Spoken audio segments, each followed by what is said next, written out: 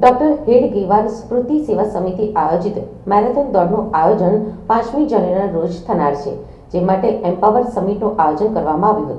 Doctor Hedgewar સ્મૃતિ સેવા સમિતિ દ્વારા 5મી જાન્યુઆરીના રોજ આયોજિત run for girl child marathon માટે પ્રી ઇવેન્ટ તરીકે ગુરુવારે એમ્પાવર સમિટનું આયોજન કરવામાં આવ્યું હતું.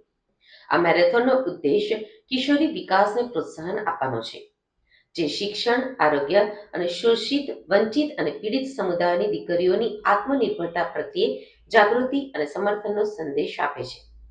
પ્રી ઇવેન્ટના મુખ્ય મહેમાન કેશુભાઈ ગોટી હતા. આ કાર્યક્રમમાં સુરત શહેરના તમામ નામાંકિત દોડવીરોએ ભાગ લીધો હતો.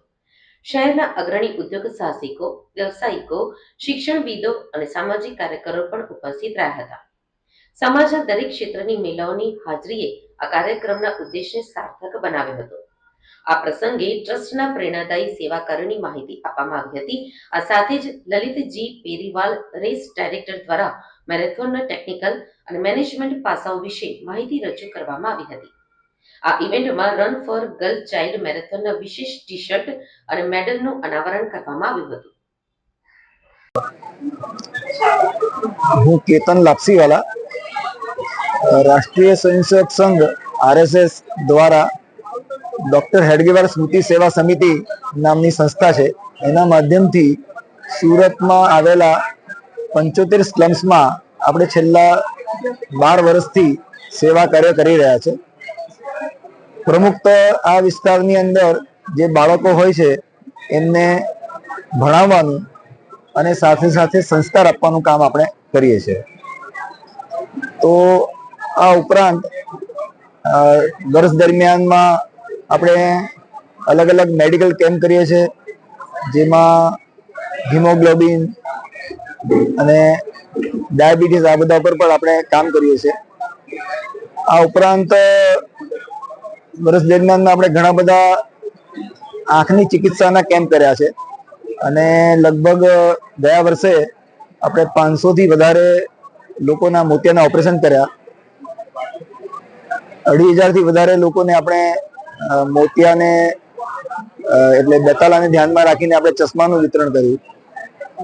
આ જ પ્રકારે એક કિશોરી વિકાસ નામનો પ્રકલ્પ છે, જેમાં સ્લમ્સની અંદર રહેનારી દીકરીઓને એના વિકાસને ધ્યાનમાં રાખીને, એના એડોલેશન્સને ધ્યાનમાં રાખીને ડોક્ટર જોડે કાઉન્સેલિંગ કરાવવું, સ્વરક્ષા માટે, સ્વ બચાવ માટેની કેટલીક ટેકનિક શીખવાડવી, એમની અંદર કૌશલ્ય વિકાસ માટેના પ્રયાસ કરવા, સ્કિલ ડેવલપમેન્ટના માધ્યમથી કોઈ એક બે વસ્તુ જો એ શીખી જાય તો એ પોતાના પગભર થઈ શકે. અને સંસ્કાર, જે આજના સમયની બહુ જ તાતી આવશ્યકતા છે, એ વિષય પર આપણે કામ કરી રહ્યા છે. તો અત્યાર સુધી આપણે 75 સ્લમ્સમાં કામ કરીએ છીએ. આ વર્ષે મોટો લક્ષ્યાંક લીધો છે કે આપણે જો સમાજનો સારો સહયોગ મળે તો 400-500 સ્લમ્સ સુધી આપણે આ સેવા કાર્યને લઈ જવાનો વિચાર કર્યો છે. એને ધ્યાનમાં રાખીને આપણે 5 જાન્યુઆરી 2025ના રોજ યુનિવર્સિટીના ગ્રાઉન્ડ પરથી એક મેરેથોનનો વિચાર કર્યો છે.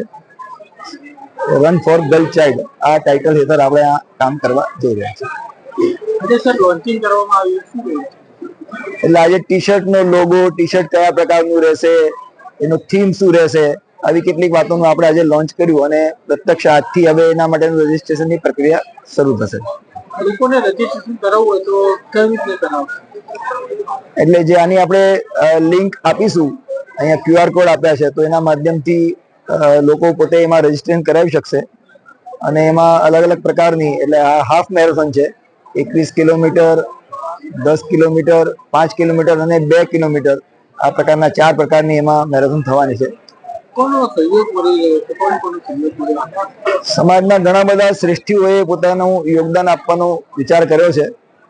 મેરેથોન એક નિમિત્ત છે, એ સિવાય આ સારા કોઝ માટે કંઈ ને કંઈ પોતાની રીતે જોડાવવું.